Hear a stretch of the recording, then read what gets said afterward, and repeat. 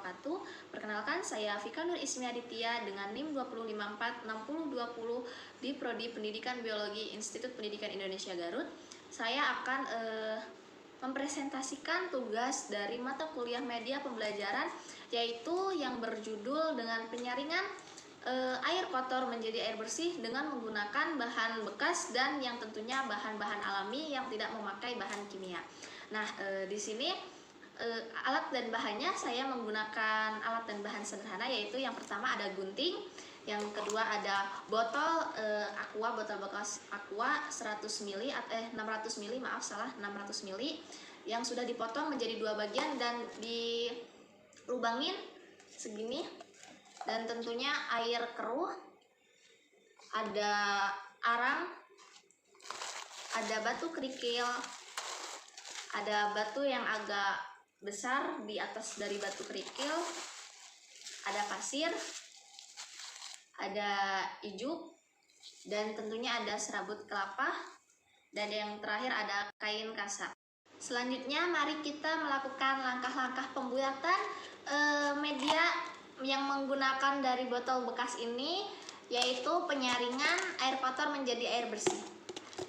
Langkah pertama sudah kita jelaskan tadi, memotong botol ini menjadi dua bagian. Jadi ini untuk air bersihnya nanti, dan ini untuk tahapan penyaringan. Nah, ini kita ilangin dulu. Baik, langkah selanjutnya yaitu kita masukkan kain kasa ke dalam tutup botol yang sudah dilubangin. Fungsinya nanti setelah air sudah masuk ke dalam saringan itu, ini proses akhir untuk penyaringan. Nah, kemudian yaitu ada ijuk yang berguna untuk sama penyaringan. Sebelum air masuk ke dalam kasa atau kapas ini, air bakalan tersaring ke dalam ijuk. Nah, kemudian kita kasih arang.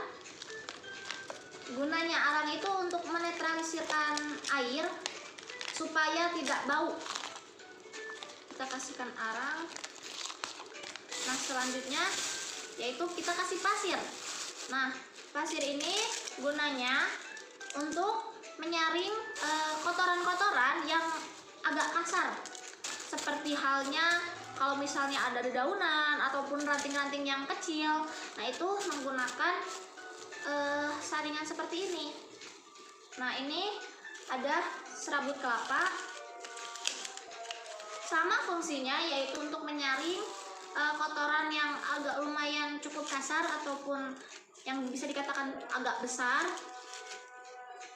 Kemudian kita kasih batu-batu kerikil setelah ini. Seperti ini mungkin penampakannya bisa dilihat ya teman-teman. Nah, selanjutnya kita masukkan batu kerikil yang agak kecil.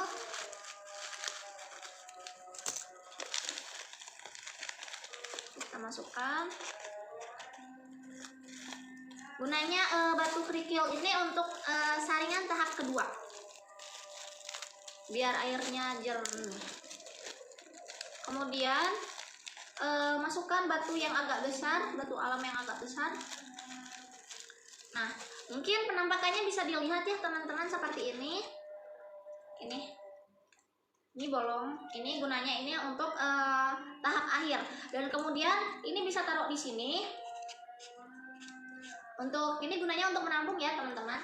Kemudian ini ada air keruh, dan kita memasuki proses penyaringan.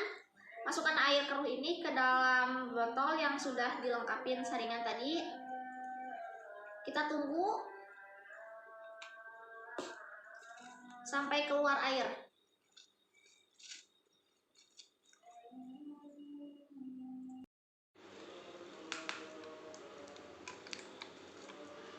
Nah, ini sedikit demi sedikit airnya keluar teman-teman. Nah, mungkin sudah cukup ya ini airnya. Ini yang dihasilkan dari penyaringan barusan.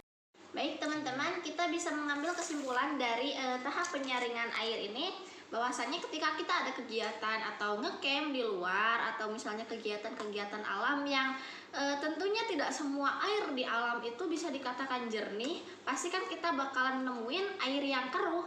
Nah, kita bisa memanfaatkan dari bahan-bahan alam tadi yang ini untuk diterapin ketika kita di alam. Kalau di rumah pun juga bisa sebetulnya, tergantung kemauan dari teman-teman semua, supaya hidup kita juga pun lebih sehat dan lebih nyaman dilihat ketika oh ini airnya bisa dirubah ternyata dari air keruh menjadi air bersih.